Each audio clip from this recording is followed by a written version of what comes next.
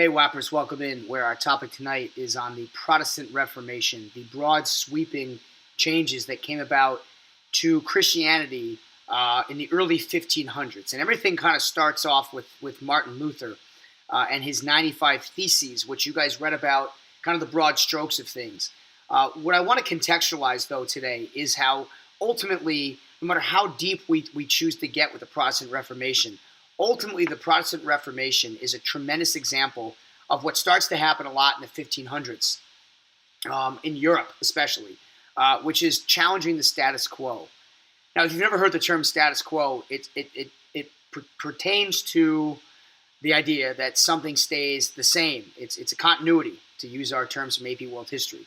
So the status quo, what's accepted, what stays the same, what's conventional. The Catholic Church had been the status quo for all things in Europe, whether political or religious, since really the fall of the Roman Empire, when the Church became the most powerful entity in all of Europe with the collapse of the Roman Empire. For years, the Church practiced in all sorts of business, including empire building and aligning with certain political states like the Holy Roman Empire. And the Church had also been the dominant factor in people's lives. And Luther just happened to be one man who spoke out against a corrupt practice with the sales of indulgences. Now, it's truly fascinating when you stop and think of just how much this one man did to instigate an entire movement, galvanize people against the Catholic Church.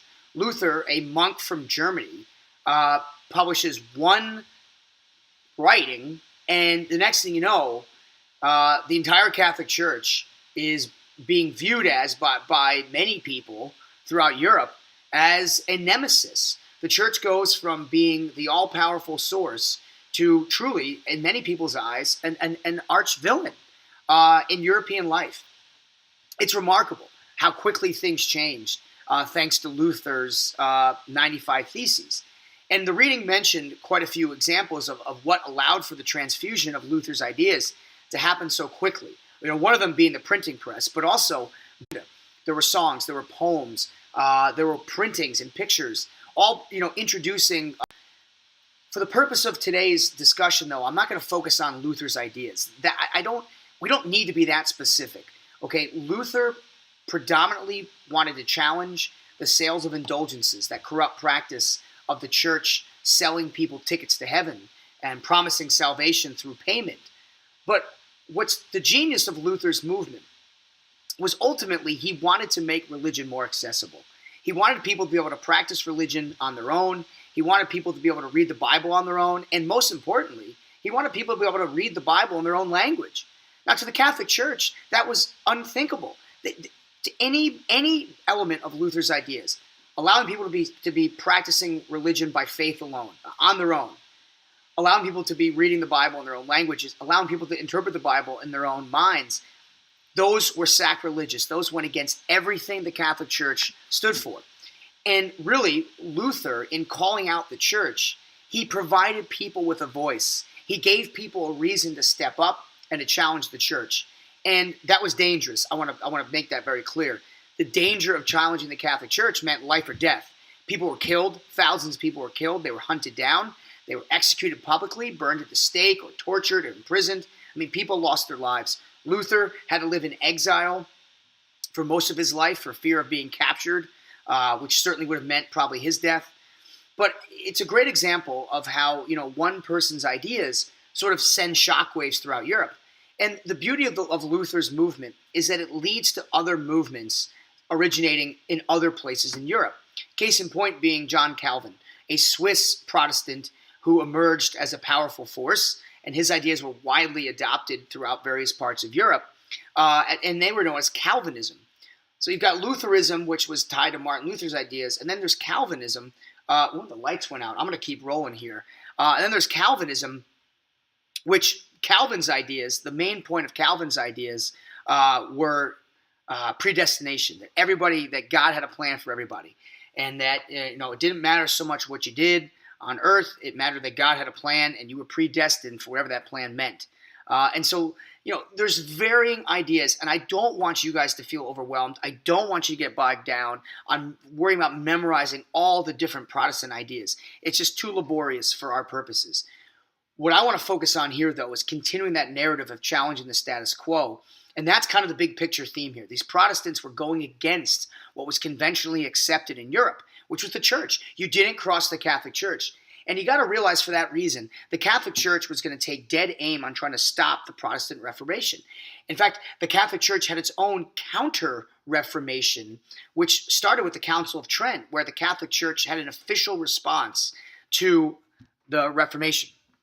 The church had an official response to the Reformation in which it cracked down on Protestant ideas, but in some ways the church did sort of bend a little bit and start to incorporate some of the ideas that Luther and Calvin and others brought about with the Protestant movement. So the church bent a little bit in some ways, but for the most part, this was the Catholic Church's desperate attempt to hang on to its power for as long as it possibly could.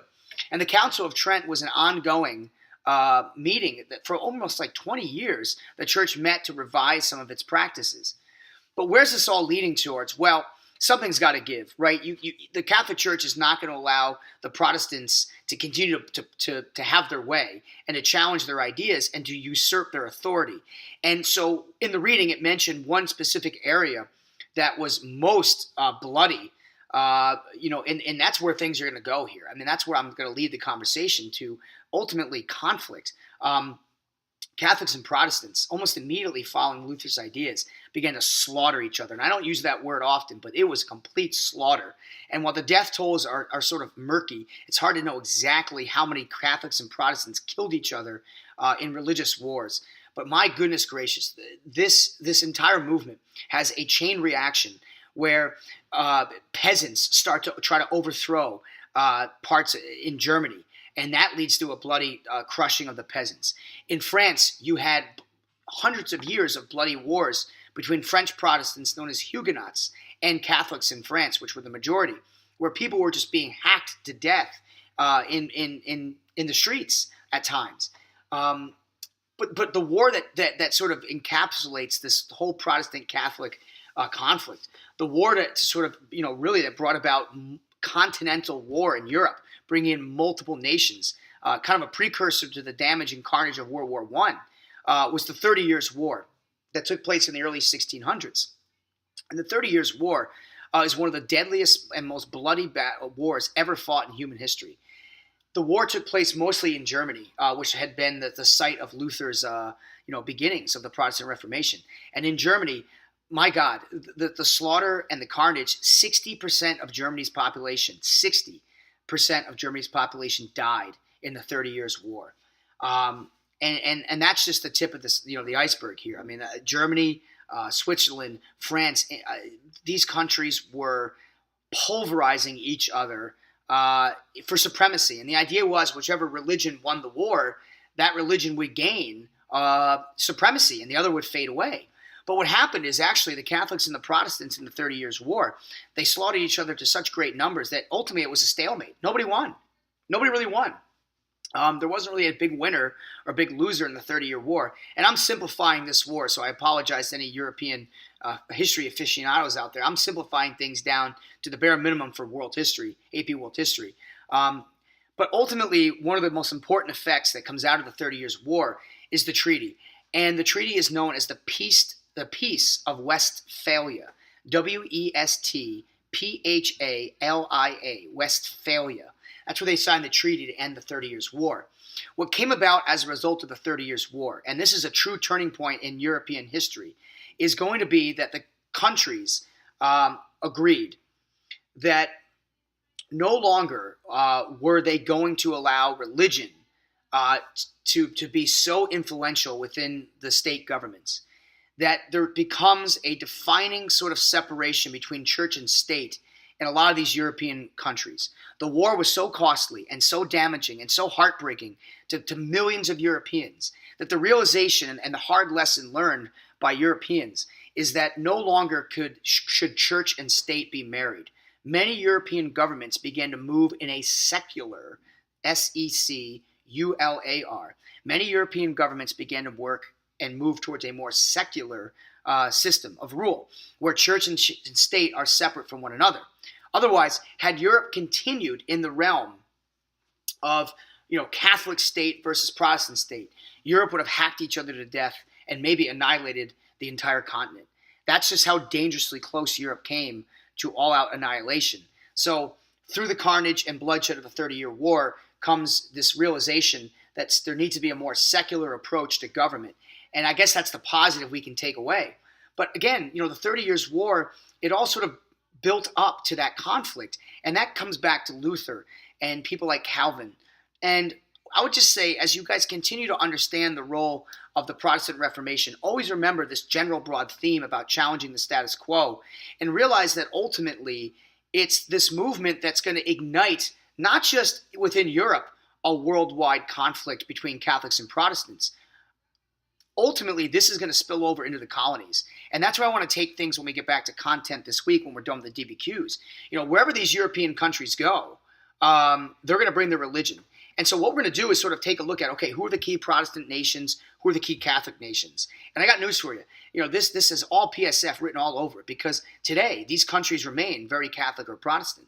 And including, I'm going to tell you, one of the more famous Protestant stories is about the King of England, who led a whole entire Protestant revolution in England, moving it from away from a Catholic country to a Protestant country. And that's one I want to save in person because it's such a bizarre and sort of wacky story that everybody kind of remembers. So the takeaway tonight on the ATW is primarily to look at how challenging the status quo is a defining part of the Protestant Reformation, coupled with the fact that the church tried to respond with the Council of Trent and their Counter-Reformation, a counter to the Protestant Reformation. But ultimately, the ideas of Luther and others like John Calvin are going to crescendo into an all-out war for supremacy, which nobody really wins. And the 30-Year War will be a harsh reminder forever for European nations to keep things more secular. So I'll leave you guys with that. I kept it a little bit under 15 minutes, thankfully. I ripped through this, so there should be some good questions when we get back to the content. So make sure you took some notes, you jotted things down. And of course, we got this big test looming on Monday. So I'll leave you guys with that. Have a good rest of your Tuesday nights here. Remember, the past shapes the future. Take care, Weppers.